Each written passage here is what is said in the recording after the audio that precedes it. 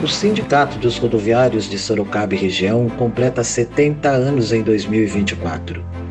Esse tempo transcorrido foi marcado por histórias que transformaram o sindicato em referência nacional e internacional como instrumento de lutas e de conquistas, de união e organização, de defesa e mobilização da categoria para garantir condições dignas de vida e de trabalho. Os primeiros tempos eram os anos do sindicalismo pelego, que coincidiram com o período sombrio da ditadura militar no Brasil.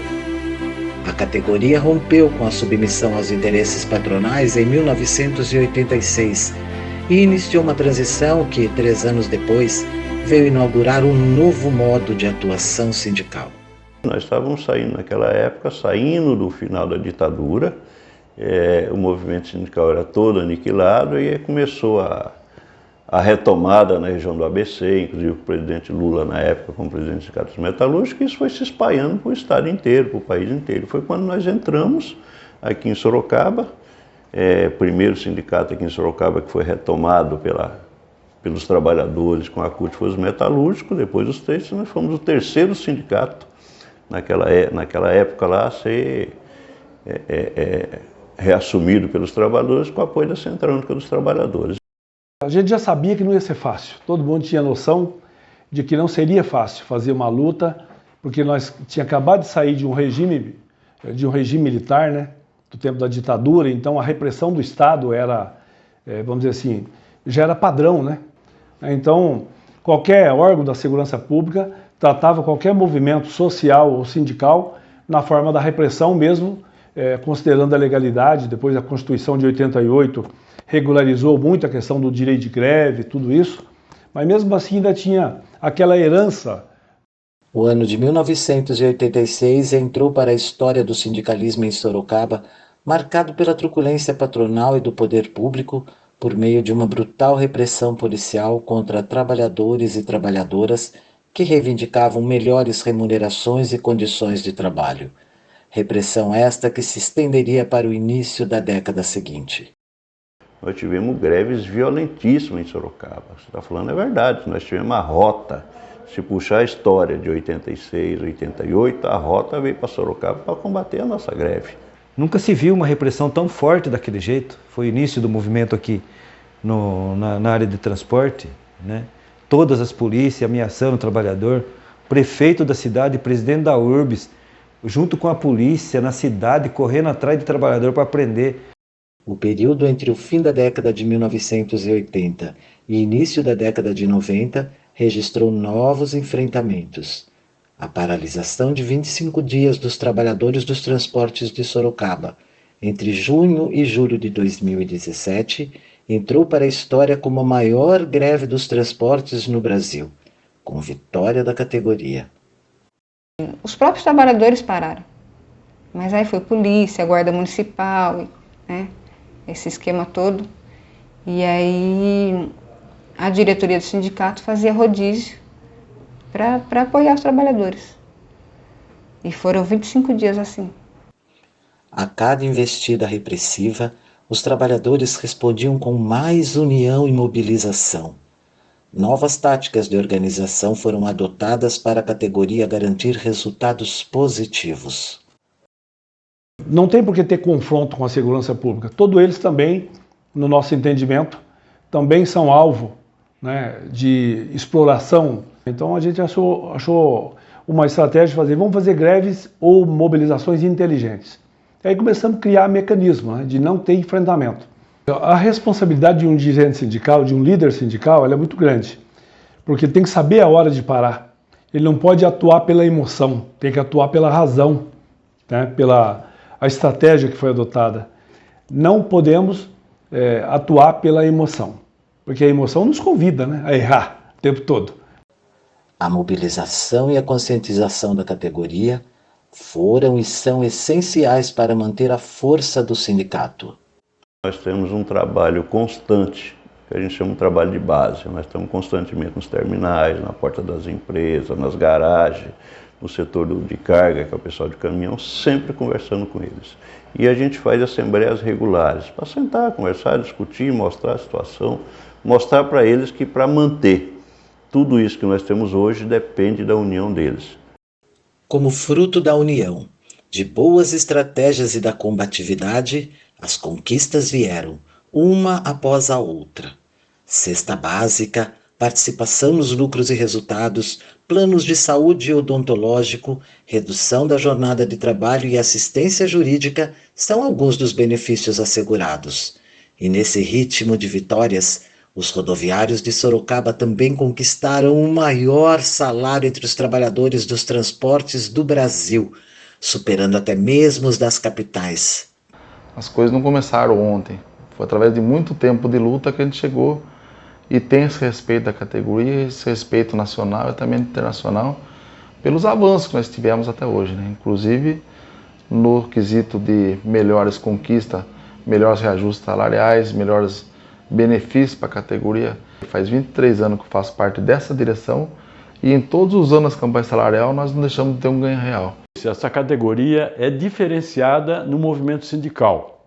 Ela é diferenciada em união, em mobilização, em organização. Nas campanhas salariais, muitas capitais esperam as definições aqui de Sorocaba. O sindicato é patrimônio do trabalhador e da trabalhadora, e como tal, tem que ser bem administrado. Ao mesmo tempo em que liderava a luta sindical, a diretoria, com muito esforço, ampliou esse patrimônio. A sede modesta no centro da cidade foi demolida e deu lugar a um prédio de 2 pavimentos, que foi ampliado, ganhando, em obras sucessivas, o 3º e o 4º andares e um salão de assembleias.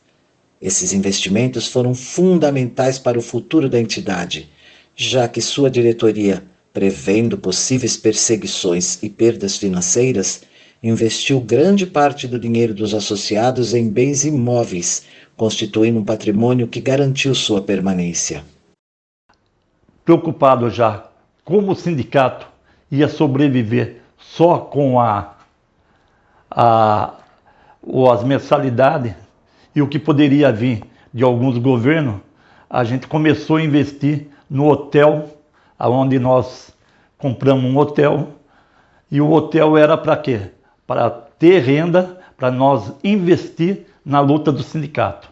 Além da sede aqui, nós temos uma subsede, que é subsede própria também na cidade de Itapeva. Temos subsede que é alocada em Itapetininga e São Roque. Nós temos um pesqueiro, Brigadeiro Tobias, um clube de campo também, Brigadeiro Tobias.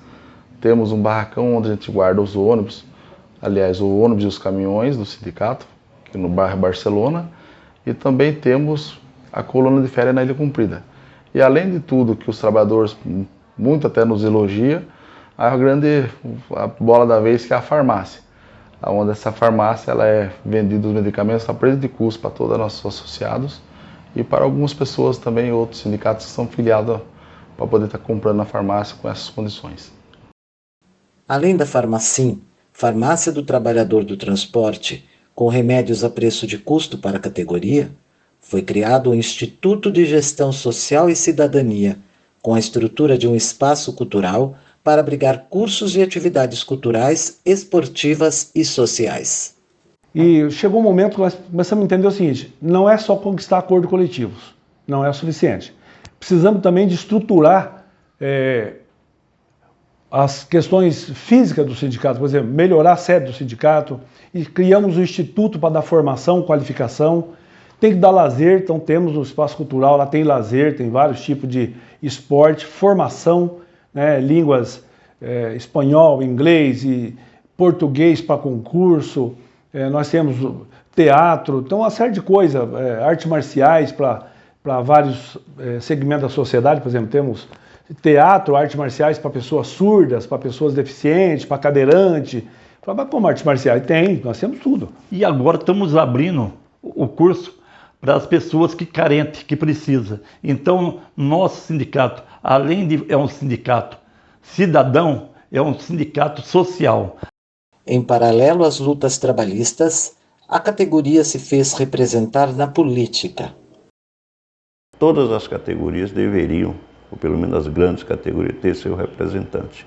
E eu falo isso, inclusive, eu sou convidado para falar bastante no outro sindicato de transporte do Estado para mostrar a importância que é ter alguém no parlamento.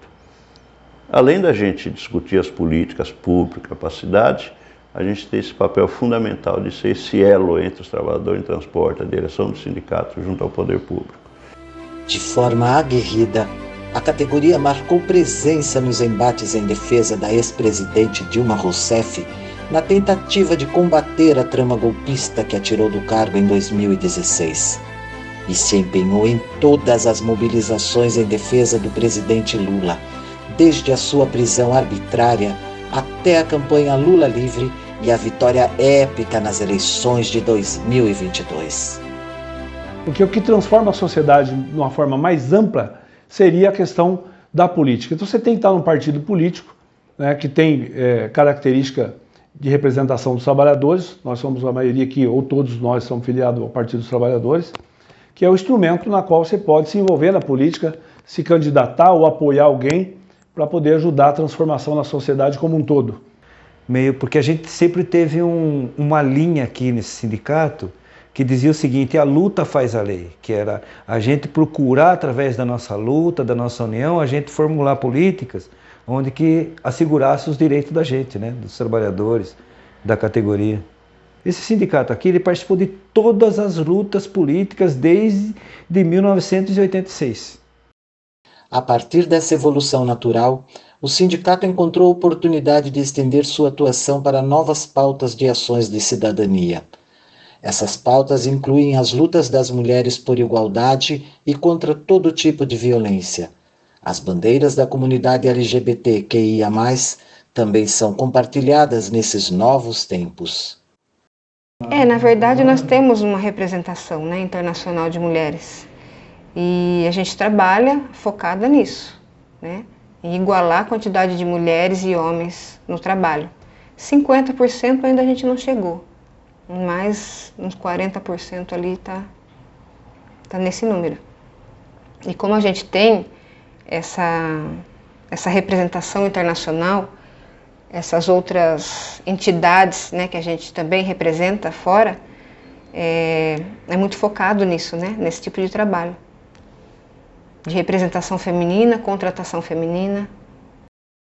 Com o incentivo do sindicato, a participação das mulheres na categoria é crescente.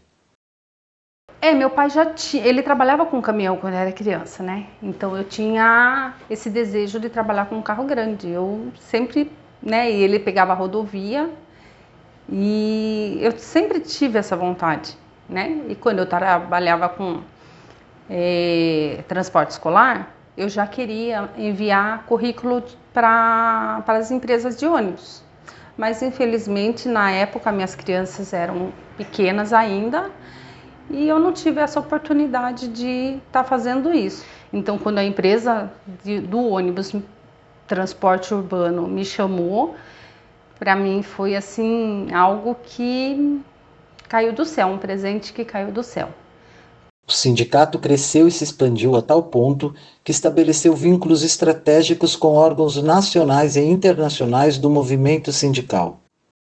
A partir do momento que nós, de Sorocaba, que com esse sindicato fizemos um bom trabalho, nós já fomos cotados e indicados para representar a Confederação Nacional dos Trabalhadores em Transporte e Logística em todo o Brasil, onde representamos todos os modais de transporte, a qual eu sou presidente há 3 mandatos. Depois disso, surgiu novos convites, participar de uma instituição que é a ITF, uma Federação Internacional de Trabalhadores em Transporte, que está hoje em mais de 160 países.